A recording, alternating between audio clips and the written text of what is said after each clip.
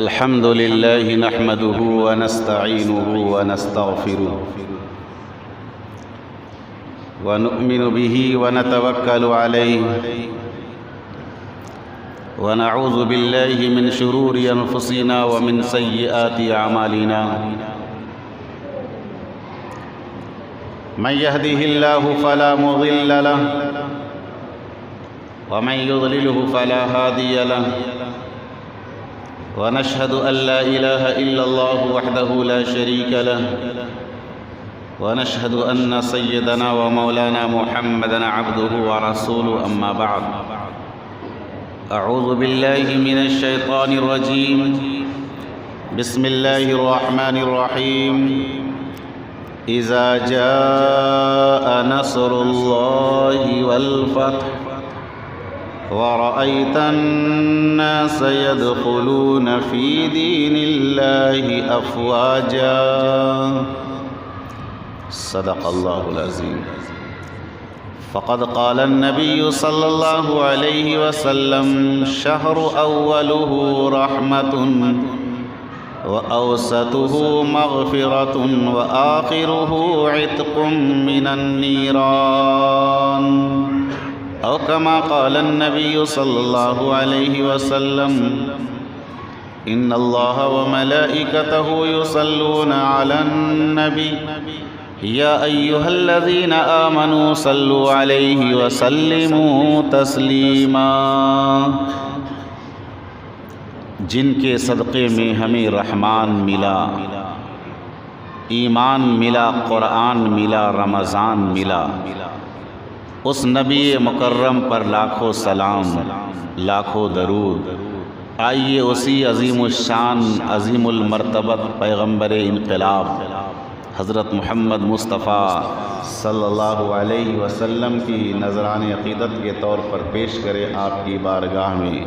اللہم صلی علی محمد وعلی آل محمد کما صلیت علی ابراہیم وعلی آل ابراہیم انکا حمید مجید۔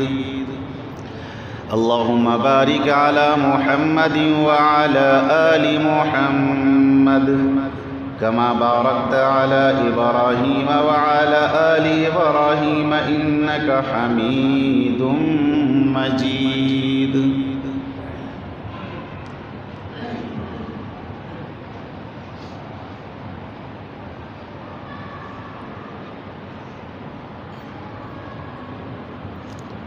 رب ذوالجلال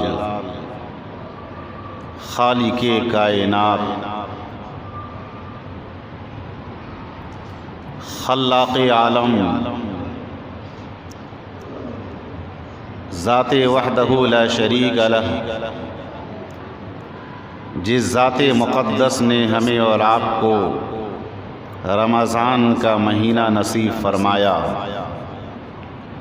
اور اس ماہ رمضان المبارک میں روزے رکھنے کی توفیق بخشی، نماز تراویح اور 5 وقتہ تلاوت قرآن اور دیگر اعمال کرنے کی توفیق عنایت بخشی، اور ساتھ ہی ساتھ زکوٰۃ و صدقات و فطرات ادا کرنے کی توفیق عنایت فرمائی۔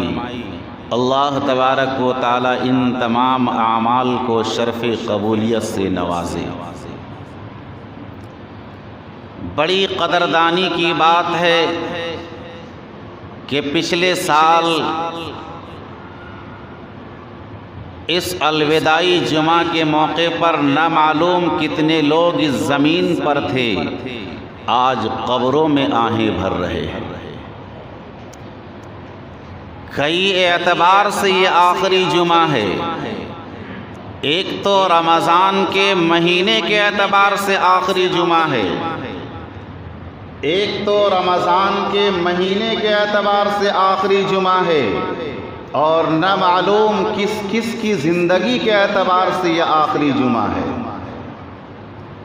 کون جانے کسے پتہ ایکسیڈنٹ کے ذریعے موت آ جائے گی، اسپتالوں میں، آپریشن روم میں نہ معلوم کس کس طرح موت کا جھٹکا آ کر کے لگ جائے گا۔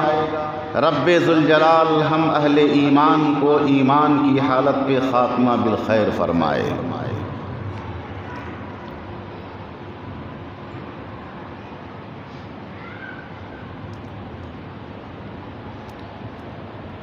اس لیے کہ یہ دنیا فانی ہے، ناپائیدار ہے۔ بازار میں چلے جاؤ، خریدار مختلف ملیں گے۔ کپڑے کی دکان پہ چلے جاؤ، ایک نوجوان کہتا ہے مجھے ایسا کپڑا دے، میری شادی ہے، میری شادی میں ہلچل مچ جائے، ایسا کپڑا مجھے دے دے۔ بغل میں کھڑے میاں آنسو بہاتے ہیں اور کہتے ہیں اس کی تو شادی ہے، میری بربادی ہو گئی، میرا جوان بیٹا چلا گیا۔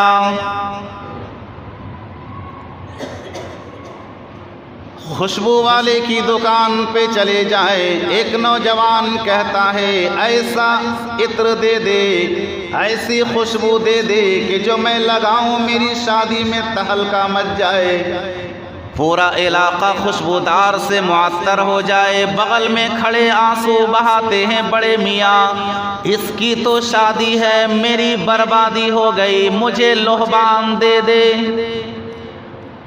مجھے مجموعہ عطر دے دے اور دیگر چیزیں دے دے تاکہ میں اپنی اولاد کو آخری سفر پہ روانہ کر دوں۔ دکان ایک ہے، خریدار دو ہے۔ ادھر سے باجا بجتا ہوا آ رہا ہے، ادھر سے جنازہ آ رہا ہے، ادھر شادی ہے، ادھر بربادی ہے، ادھر سہاگ مل رہے ہیں، ادھر سہاگ اجڑ رہے ہیں۔ یہ اللہ کا نظام ہے۔ مدینہ منورہ کی سرزمین ہے، سیدنا صدیق اکبر رضی اللہ تعالیٰ عنہ جو رازدار نبوت ہیں، کونے میں بیٹھ کر کے آنسو بہا رہے ہیں۔ کسی صحابی نے آگے بڑھ کر کے پوچھ لیا کہ او سیدنا صدیق اکبر، سارا مدینہ خوشی منا رہا ہے، جب اذا جاء نصر اللہ والفتح یہ سورت نازل ہوئی تو پورا مدینہ خوشی منا رہا تھا، پورا مدینہ خوشی منا رہا تھا، لیکن سیدنا صدیق اکبر رضی اللہ تعالیٰ عنہ ایک گوشے میں کونے میں بیٹھ کر کے آنسو بہاتے ہیں۔ کسی صحابی نے آگے بڑھ کر کے پوچھ لیا کہ اے صدیق اکبر، سارا مدینہ خوشی منا رہا ہے، تو کیوں رو رہا ہے؟ اس وقت انہوں نے فرمایا کہ سورہ نصر اللہ، سورہ اذا جاء نصر اللہ کی سورت نے مجھے غم زدہ کر دیا ہے، یار کی جدائی کا پیغام آ گیا ہے، اب میں اکیلا کیسے گزاروں گا؟ سیدہ فاطمہ الزہرا رضی اللہ تعالی عنہا فرماتی ہیں کہ میرے ابا حضور نبی کریم صلی اللہ علیہ وسلم نے رمضان المبارک میں شب قدر میں اتنا لمبا سجدہ فرمایا، سجدے میں اتنا روئے، زمین آنسوؤں سے تر ہو گئی۔ رمضان المبارک میں شب قدر میں اتنا روئے، زمین آنسوؤں سے تر ہو گئی۔ میرے نبی، تیرے نبی، آسمان والوں کے نبی، زمین والوں کے نبی، عرشیوں کے نبی، فرشیوں کے نبی، ہوا میں اڑنے والوں کے نبی، زمین پر چلنے والوں کے نبی، دریاؤں سمندروں میں رہنے والوں کے نبی، شب قدر میں آنسو بہاتے ہیں۔ آج ہماری داڑھی سفید ہو گئی، خدا کے دربار میں ہمیں رونا نہیں آیا، خدا کے دربار میں ہمیں رونا نہیں آیا۔ حجۃ الوداع کا زمانہ ہے، میں آپ حضرات کے سامنے آج پیغام الوداع پیش کرنا چاہتا ہوں۔ جدھر دیکھیے سب کی زبان پر الوداع الوداع۔ کیا آپ نے کبھی غور کیا کہ الوداع کی حقیقت کیا ہے؟ آج جو ہم جمعہ پڑھنے کے لیے آئے ہیں، شریعت اسلام کی روشنی میں، شریعت اسلام کی نگاہ میں، نگاہ نبوت میں اس الوداع کی کوئی حقیقت نہیں ہے۔ بس یہ رمضان کا آخری جمعہ ہے، جس طریقے سے اور جمعے میں ہم نماز ادا کرتے تھے، آج ہم نماز ادا کرنے کے لیے آئے ہیں، بس اس کی یہی اصلیت ہے۔ لیکن پتہ چلا مجھے کچھ لوگ کہہ رہے تھے کہ امام صاحب جمعہ کے دن کیا نیت کریں گے، کیا الوداع کی نماز کی نیت کریں گے؟ میں نے کہا استغفر اللہ، میں کہاں کے پڑ گیا۔ ایک بچہ صبح میرے پاس آیا تقریباً 8:30 پونے 9 بجے، میرا دروازہ کھلا تھا، وہ آ کر کے میرے پاؤں کو دبانے لگا اور دباتے دباتے کہہ رہا کہ امام صاحب ایک مسئلہ ہے۔ ہم کہ کیا بات ہے؟ کہ میری امی کہہ رہی تھی کہ آج عید سے بڑا عید ہے، آج کا جو تہوار ہے وہ عید سے بڑا تہوار ہے۔ ہم نے کس نے کہا کہ میری امی کا فرمان ہے۔ میں نے کہا کہ جاؤ اپنی امی جان کو یہ پیغام سنا دو کہ آج جمعہ کے اعتبار سے تو عید ہے، لیکن عید کے اعتبار سے بڑی عید نہیں ہے، اس لیے کہ مسلمانوں کی 2 عید ہیں، ایک ہے عید الفطر اور ایک عید الاضحیٰ۔ آج کے دن جو ہم آئے ہیں نماز ادا کرنے کے لیے، تو کوئی بھی یہ نہ کہے کہ میں نیت کرتا ہوں 2 رکعت نماز الوداع کی جمعہ، اس کی نماز نہیں ہوگی۔ یہ ذہن میں بات رکھیں، صرف آپ کو جمعے کی نیت کرنی ہے۔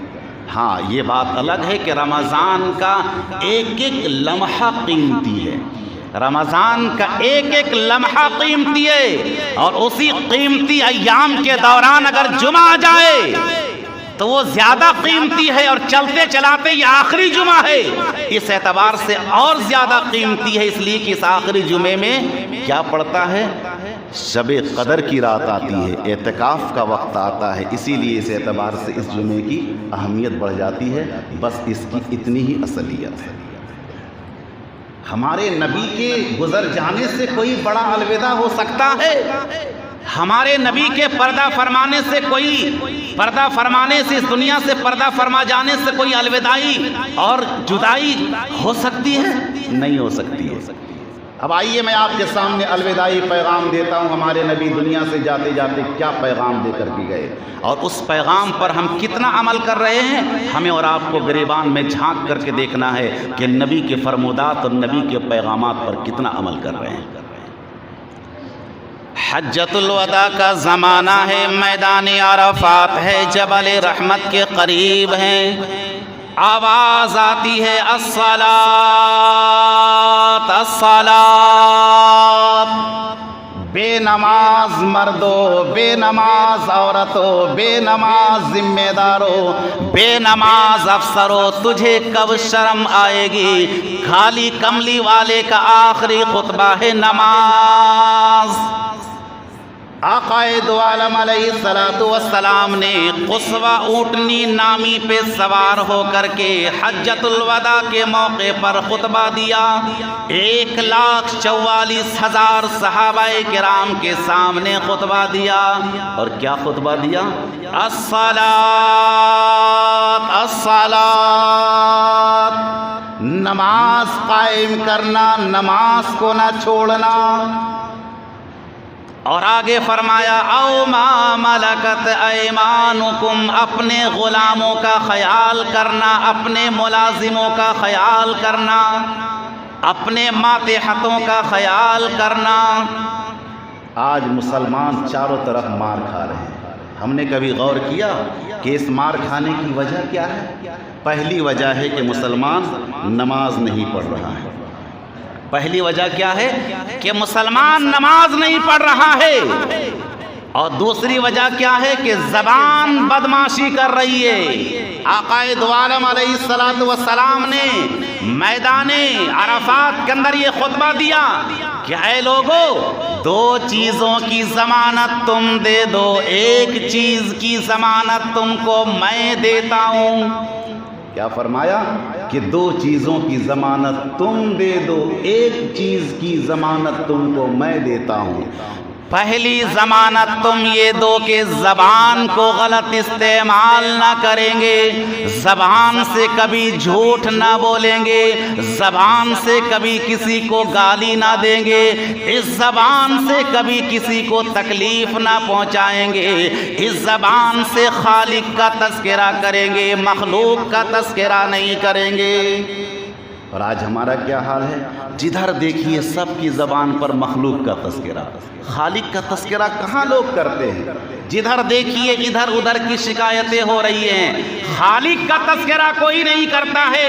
علماء فرماتے ہیں اس پرفتن دور کے اندر جو اس وقت مصیبت میں اور بیماری میں لوگ ڈوبے ہوئے ہیں، علماء فرماتے ہیں کہ اگر تو چاہتا ہے کہ تیرے معاشرے سے اور تیرے علاقے سے بیماری دور ہو جائے تو مخلوق کا تذکرہ مت کرو، خالق کا تذکرہ کرو، مخلوق کا تذکرہ مت کرو۔ اس لیے کہ مخلوق کا تذکرہ کرو گے بیماری بڑھتی چلی جائے گی۔ جب خالق کا تذکرہ کرو گے کہ میرا رب پروردگار ہے، میرا رب پالنہار ہے، میرا رب پالنے والا ہے، میرا رب بگڑی بنانے والا ہے، میرا رب اولاد دینے والا ہے، میرا رب بیماروں کو شفا دینے والا ہے، جب خالق کا تذکرہ کریں گے بیماری خود بخود ختم ہوتی چلی جائے گی۔ اور آج ہمارا کیا حال ہے؟ جدھر دیکھیے مخلوق کا تذکرہ۔ تو کیا فرمایا آقا نے کہ دو چیزوں کی ضمانت تم دو، ایک چیز کی ضمانت میں دیتا ہوں، پہلی ضمانت تم یہ دو کہ زبان کو غلط استعمال نہ کریں گے، جھوٹ نہ بولیں گے، گالی نہ دیں گے، اس زبان سے کسی کو تکلیف نہ دیں گے، کسی کا گلا شکوہ نہ کریں گے۔ اور دوسری بات آقا نے فرمائی کہ تمہاری رانوں کے درمیان جو خواہشات کی جگہ ہے، تمہاری رانوں کے درمیان جو نفس پرستی کی جگہ ہے، اس کو کبھی غلط استعمال نہ کریں گے۔ شوہر اپنی بیوی کے سوا، بیوی اپنے شوہر کے سوا غلط کاری نہ کرے۔ آقا نے فرمایا کہ دو چیزوں کی ضمانت تم دو یا دو چیزوں کی ضمانت تم دیتے ہو تو میں جنت الفردوس کا ضامن بنتا ہوں۔ سبحان اللہ، میں جنت الفردوس کا ضامن بنتا ہوں۔ آج لوگ تو رمضان میں بھی باز نہیں آتے۔ اللہ نے قرآن مقدس کے اندر ارشاد فرمایا یومئذ تحدث اخبارہا، جس زمین پر زنا ہوتی ہے، جس زمین پر بدکاری ہوتی ہے، جس زمین پہ گناہ ہوتا ہے، چاروں طرف سے کئی میل تک چاروں طرف سے خدا کی لعنت برستی ہے۔ آج مذاق سمجھائے لوگوں نے، جدھر دیکھیے گناہ ہو رہا ہے، جدھر دیکھیے زنا کا بازار گرم ہے، جدھر دیکھیے بدکاری کا بازار گرم ہے، جبکہ آقا دو عالم علیہ السلام نے ارشاد فرمایا کہ اے میری امتیوں، رمضان المبارک کا احترام کرنے والے کان کھول کر کے سن لے۔ رمضان کا مہینہ چل رہا ہے، لیکن ہمیں دیکھنے میں آیا کہ ہمارے بہت ایسے بھائی ہیں جو رمضان کے مہینے میں موڑ میں کھینی سان رہے۔ میں ابھی ایک ہفتہ پہلے جا رہا تھا، میں دو چار بوڑھے کو دیکھا، بوڑھا نہیں تھا، بالکل ٹنٹن تھا، لیکن دیکھنے میں چہرہ مہرا بوڑھا ہی لگ رہا تھا، لیکن وہ کھینی سان رہے۔ اس سے یہ احساس نہیں کہ رمضان کا مہینہ ہے، رمضان کے مہینے میں لوگ کھینی سان رہے اور موڑ میں بالکل دھڑلے سے کھا رہے ہیں۔ یہ کہاں کا اسلام ہے؟ یہ کون سا اسلام ہے؟ اگر آپ روزہ نہیں رکھ پائے ہیں تو کوئی بات نہیں، آپ کے ساتھ اگر پریشانی ہے تو شریعت نے اجازت دی ہے۔ ابھی بہت سارے گھر میں بیمار لوگ ہیں، روزہ نہیں رکھ رہے ہیں، کوئی بات نہیں، وہ بیماری کی حالت میں ہے، بعد میں روزہ رکھ لیں گے، کیا پریشانی کی بات ہے۔ لیکن آپ کھلے عام اگر کھاتے ہیں بازاروں میں روڈ پر ٹہل کر کے تو رب کائنات کے اسلام سے آپ غداری کر رہے ہیں، نبی پاک علیہ السلام کی ذات سے، ان کے فرمان سے غداری کر رہے ہیں۔ تو کیا فرمایا؟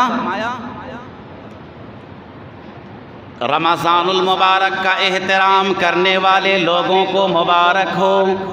جو مبارک مہینے کا روزے کا احترام کر رہا ہے ان کے لیے آقا نے مبارکباد دی ہے۔ کیا فرمایا کہ رمضان المبارک کا احترام کرنے والے لوگوں کو مبارک ہو، کل قیامت کا دن ہوگا، محشر کا میدان ہوگا، جو رمضان کے روزے رکھتا ہے، رمضان کے روزے کی پابندی کرتا ہے، کل قیامت کے دن اس کے منہ سے مشک کی خوشبو آئے گی۔ سبحان اللہ، کل قیامت کے دن اس کے منہ سے مشک کی، کستوری کی خوشبو آئے گی۔ یہ پیغام آقا دو عالم علیہ السلام دے کر کے گھر تشریف لانے لگے تو راستے ہی میں بخار، سر میں درد تیز شروع ہوا، ابھی جو بخار کا سلسلہ چلا ہے، ہمارے نبی بھی جب اس دنیا سے پردہ کیے ہیں بخار کے عالم میں گئے ہیں، سر پہ کافی تیز درد تھا اور سخت بخار کے عالم میں آقا دو عالم علیہ السلام اس دنیا سے گئے، مدینہ پاک میں تشریف لائے۔ اللہ تبارک و تعالی ہم اہل ایمان کو مدینہ پاک کی زیارت نصیب فرمائے۔ بتائیے مدینہ نہیں جانا ہے، آپ آمین تک نہیں بولتے ہیں، کیا ہوگا اس امت کا حال؟ مدینہ جانے کی تمنا ہوتی تو آپ کی زبان پہ آمین کے بول ہوتے۔ اس سے یہ پتہ چل رہا ہے کہ آپ اپنے مال کو تھکیا کر کے رکھنا جانتے ہیں لیکن مدینے کی دل میں تڑپ نہیں جانتے۔ آمین کہنے کی توفیق نہیں ہوتی ہمارے لوگوں کو، امتیوں کو، تو کیا ہوگا بتائیے۔ آقا دو عالم علیہ السلام منبر رسالت پر تشریف لاتے ہیں اور اپنے پیارے صحابہ کرام کو جمع فرماتے اور فرماتے ہیں کہ میرے پیارے صحابہ میری زیارت کر لو، اب لگتا ہے یہ آخری دیدار ہے، اب اس کے بعد کبھی یہ چہرہ دیکھنا نصیب نہیں ہوگا، اے میرے پیارے صحابہ میرا دیدار کر لے، میری آخری زیارت کر لے۔ آقا دو عالم علیہ السلام نے اعلان کیا، مسجد نبوی کھچا کھچ بھر گئی، مسجد نبوی کھچا کھچ بھر گئی، صحابہ کرام کا مجمع ٹھانٹے مارتا ہوا مسجد نبوی کے اندر تشریف لے آئے۔ اس موقع پر آقا نے پیغام دیا ہے، یہ پیغام ہم لوگوں کے لیے۔ کیا پیغام دیا؟ منبر رسالت پر بیٹھ گئے اور آقا دو عالم علیہ السلام نے فرمایا، اے میرے پیارے صحابہ اگر میں نے کسی سے قرض لیا ہے تو آج مجھ سے وصول کر لے، کل قیامت کے دن مطالبہ نہ کرنا۔ آج لوگ قرض لے کر کے دنیا سے جا رہے ہیں، قرض لے کر کھا کر کے دنیا سے جا رہے ہیں، لیکن امام الانبیاء علیہ السلام کیا فرما رہے ہیں؟ اے میرے پیارے صحابہ اگر میں نے کسی سے قرض لیا ہو تو آج مجھ سے وصول کر لے، کل قیامت کے دن مجھ سے مطالبہ نہ کرنا۔ نبی قیامت سے ڈر رہے ہیں اور امتی سوچ رہے ہیں کہ کیا ہوگا، دیکھا جائے گا قیامت میں۔ لوگ بولتے بھی ارے جو کرنا ہے کرو نا، میدان محشر میں سمجھ میں آئے گا، جو ہوگا وہاں دیکھا جائے گا۔ آپ کو پتہ ہے میدان محشر کی گھڑی کیا ہوگی؟ 50,000 سال کا ایک دن ہوگا، 50,000 سال کا ایک دن ہوگا۔ جہنم میں جب انسان جائے گا اس کی زبان اتنی باہر نکل آئے گی کہ اس پر 18 آدمی کھڑے ہو سکے، اتنی زبان باہر نکل آئے گی۔ ہمیں قیامت کا خوف نہیں، ہمیں قبر کے عذاب کا خوف نہیں، اور لوگ دھڑلے سے قرض لے کر کے ہضم کر رہے ہیں، جبکہ آقا نے کیا فرمایا کہ جس کا میں نے قرض لیا ہو آج مجھ سے وصول کر لے، کل قیامت کے دن مجھ سے مطالبہ نہ کرنا۔ جب آقا کے سامنے کسی کا جنازہ آتا، آقا کے سامنے کسی کا جنازہ آتا تو پہلے یہ پتہ کرتے وارث سے کہ ان کے ذمے کسی کا قرض تو نہیں، سامنے جو جنازہ پڑا ہے یہ قرضدار میت کا جنازہ تو نہیں ہے، یہ مقروض میت کا جنازہ تو نہیں ہے۔ اگر بتایا جاتا کہ جی یا رسول اللہ یہ جو جنازہ سامنے پڑا ہوا ہے مقروض کا جنازہ ہے، اگر کوئی آگے بڑھ کر کے کہتا کہ او میرے پیارے آقا اس کے بدلے میں میں ادا کر دوں گا، میں ذمہ لیتا ہوں اس کی ادائیگی کا، تب آقا دو عالم علیہ السلام آگے بڑھ کر کے نماز ادا فرماتے۔ ملا ملانوں والی بات نہیں کر رہا ہوں، آپ حدیث کے اوراق کھنگال کر کے دیکھیے، مسلم شریف کی روایت گواہی دیتی ہے کہ نبی پاک علیہ السلام نے اس وقت تک کسی کا جنازہ نہیں پڑھایا جب تک کسی مقروض میت کی کسی نے ضمانت نہ لے لی ہو، کوئی گارنٹی کھڑا نہ ہوا ہو، اس وقت آقا دو عالم علیہ السلام نے آگے بڑھ کر کے جنازہ نہیں پڑھایا۔ اپنے پیارے صحابہ سے فرماتے کہ میرے پیارے صحابہ آگے بڑھ کر کے جنازہ پڑھا دو، محمد مصطفیٰ صلی اللہ علیہ وسلم مقروض کا جنازہ نہیں پڑھاتا۔ منبر رسالت پر بیٹھے اور دو بات فرمائی. کیا فرمایا؟ کہ جس کا میں نے قرض لیا ہے آج مجھ سے وصول کر لے، کل قیامت کے دن مطالبہ نہ کرنا.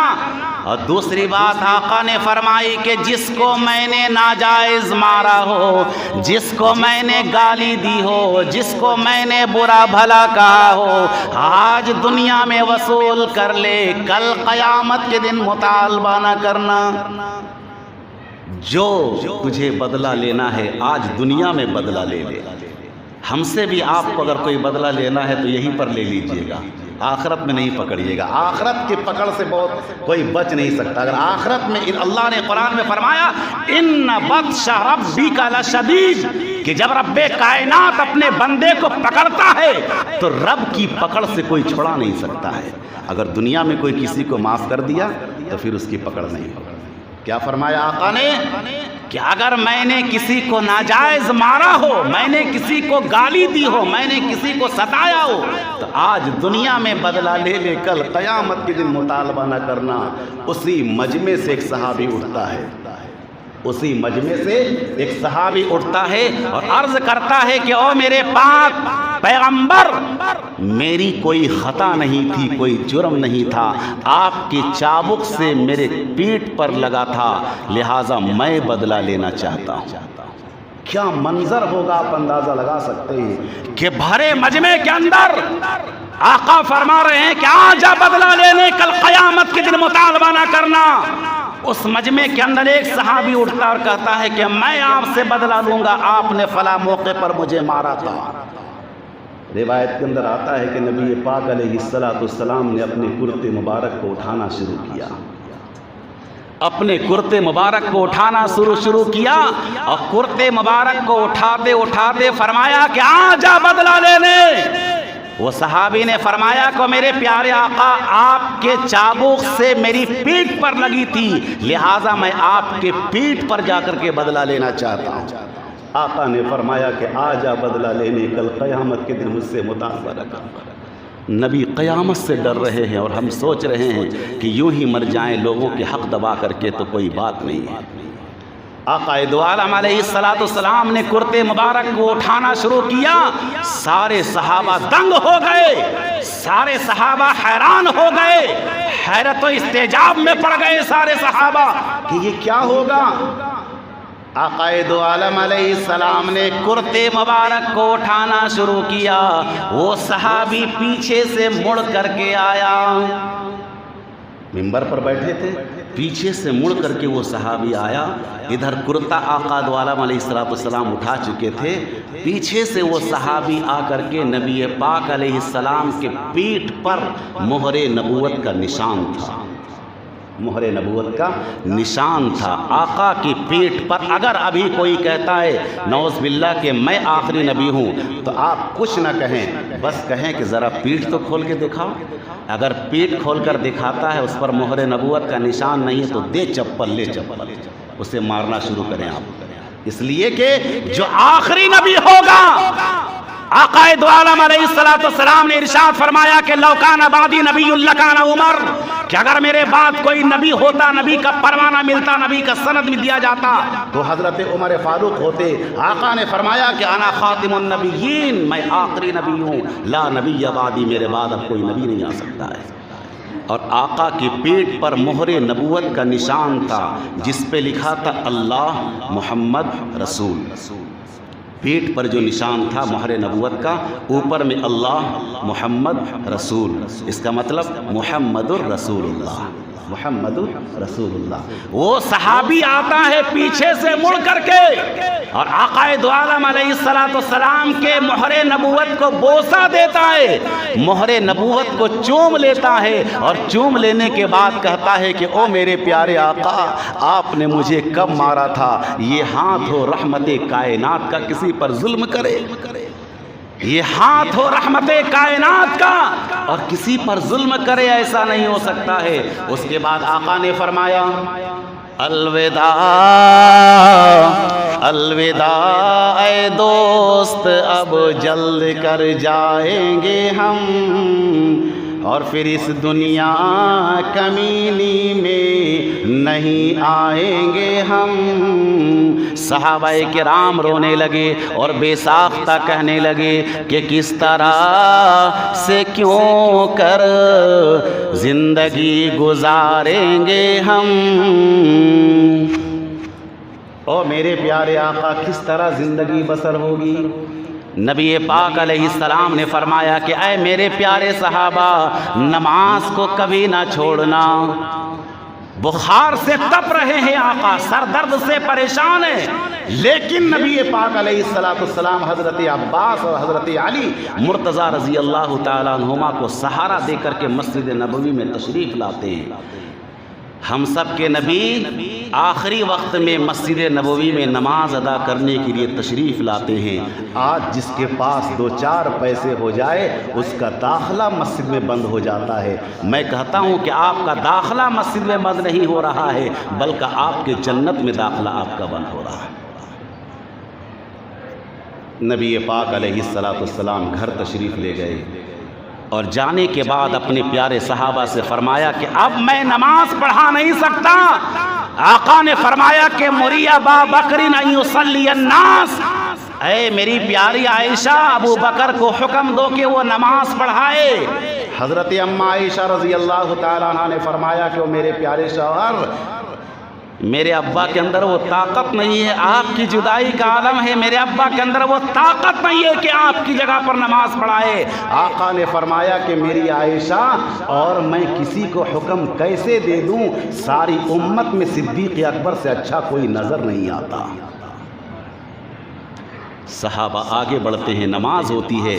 حضور پاک علیہ السلام نے اپنے پردے کو، گھر کے پردے کو ہٹایا، سارے صحابہ کو سجدے کی حالت میں دیکھا، سارے صحابہ کو سجدے کی حالت میں دیکھا۔ اس وقت نبی پاک علیہ السلام نے اپنی نگاہ کو آسمان کی طرف اٹھا کے کہا کہ اے میرے پروردگار، تو گواہ رہنا، میں اپنی امت کو سجدے کی حالت میں چھوڑ کر کے جا رہا ہوں۔ اور آج کی امت نمازوں کو چھوڑ رہی ہے، آج کی امت نمازوں کو قضا کر رہی ہے، آج کی امت نمازوں کو قضا کر رہی ہے۔ اسے احساس تک نہیں ہوتا کہ نماز فجر کا کیا مقام ہے، نماز ظہر کا کیا مقام ہے، نماز عصر کی کیا فضیلت ہے، نماز مغرب کی کیا مقام ہے، اور نماز عشاء کا کیا مرتبہ ہے، اور نماز جمعہ کا کیا مقام ہے۔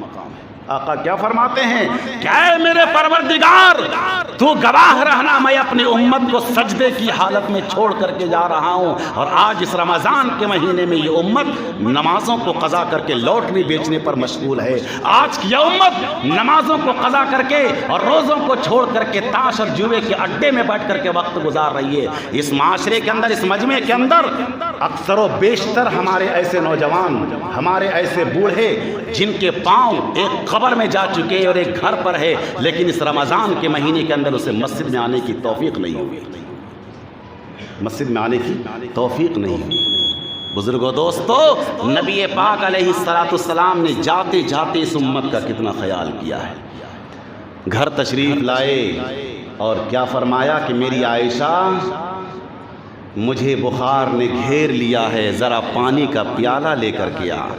حضرت اماں عائشہ رضی اللہ تعالیٰ عنہ پانی کا پیالہ لے کر کے آتی ہیں اور اپنے انگشت مبارک کو اس پانی کے پیالے میں ڈالتے ہیں آقا، اور اپنے سے چھڑکنے لگتے ہیں اپنے چہرے پر۔ اس وقت اماں عائشہ نے فرمایا کہ میرے پیارے آقا، آخر کیا بنی، کیوں آپ تکلیف میں ہے؟ اس وقت آقا نے فرمایا کہ میری عائشہ، تو نہیں جانتی کہ موت کتنی گھبراہٹ والی شے ہے، تو نہیں جانتی کہ موت کتنی گھبراہٹ والی شے ہے۔ موت کو گھبراہٹ والی شے آقا فرماتے ہیں۔ ایک موقع پہ آقا نے فرمایا کہ موت سے پناہ مانگو۔ جب موت آتی ہے تو انسان کے جسم کے اندر جتنا خون ہے وہ سارا خون موت آتے ہی سوکھ جاتا ہے۔ آقا نے فرمایا کہ موت سے پناہ مانگو، اس لیے کہ جب موت آتی ہے تو کان کے پردے پھٹ جاتے ہیں۔ آقا نے فرمایا کہ موت سے پناہ مانگو، اس لیے کہ جب موت آتی ہے تو آنکھوں کے پردے پھٹ جاتے ہیں۔ آقا نے فرمایا کہ موت سے پناہ مانگو، اس لیے کہ جب موت آتی ہے تو جگر پھٹ جاتا ہے۔ آقا نے فرمایا کہ موت سے پناہ مانگو، اس لیے کہ جب موت آتی ہے تو 7 سمندر پلا دیا جائے لیکن اسے پیاس اس کی نہیں مٹ سکتی ہے۔ آقا نے فرمایا کہ میری عائشہ مجھے تکلیف ہو رہی ہے، مجھے تکلیف ہو رہی۔ چھینٹے مارتے ہیں اپنے چہرے پر، اسی درمیان دروازے پر دستک ہوتی ہے، حل ادخلک فی البیت، کہ کیا میں آپ کے گھر کے اندر داخل ہو سکتا ہوں؟ بغل میں پاس بیٹھی ہیں حضرت فاطمہ زہرا رضی اللہ تعالیٰ عنہ، اور دروازے پر دستک ہوتی ہے، حل ادخلک فی بیت، کہ کیا میں آپ کے گھر کے اندر داخل ہو سکتا ہوں؟ اندر سے بیٹی فاطمہ نے آواز لگائی کہ جاہل گوار کہیں کہ میرے ابا کی جان جا رہی ہے، تجھے اجازت کی پڑی ہے، میرے ابا کی جان جا رہی ہے، تجھے اجازت کی پڑی ہے۔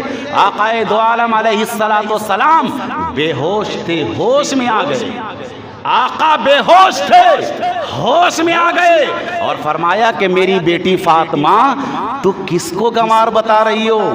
میری بیٹی فاطمہ تو کس کو جاہل بتا رہی ہو؟ میری بیٹی فاطمہ تو کس کو نادان بتا رہی ہو؟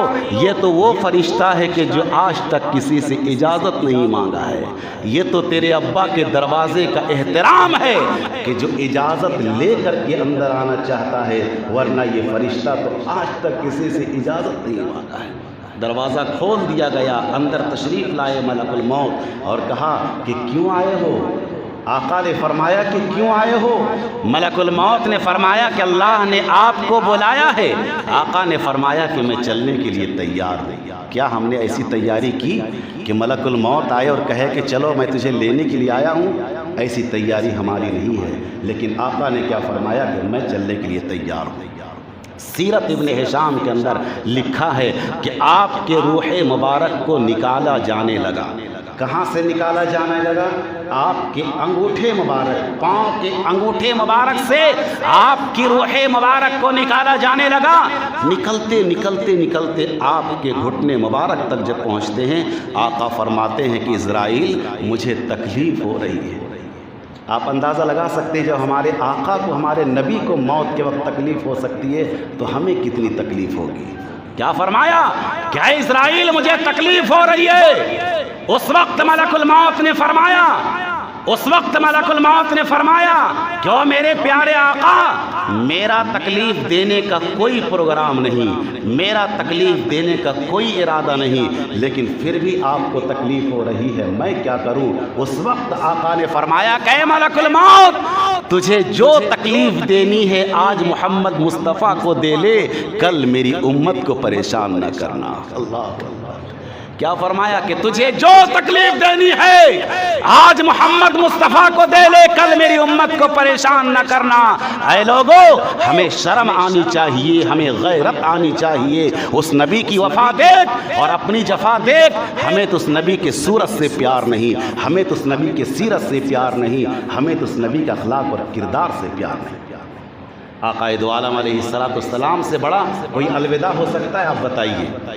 نبی پاک علیہ السلام سے بڑھ کر کے کوئی الوداع ہو سکتا ہے؟ جس وقت آقا دنیا سے پردہ فرمانے لگے، جب آپ کی روح نکلنے لگی تو اماں عائشہ فرماتی ہیں کہ لب حرکت کر رہے تھے، جسم کے اعضاء جواب دے چکے تھے، میں نے کان لگا کر کے آقا کے سامنے سنا تو آقا فرما رہے تھے اے میرے پروردگار، ربی حبلی امتی، میرے امتیوں کو معاف کرنا، اے میرے پروردگار میرے امتیوں کو معاف کرنا۔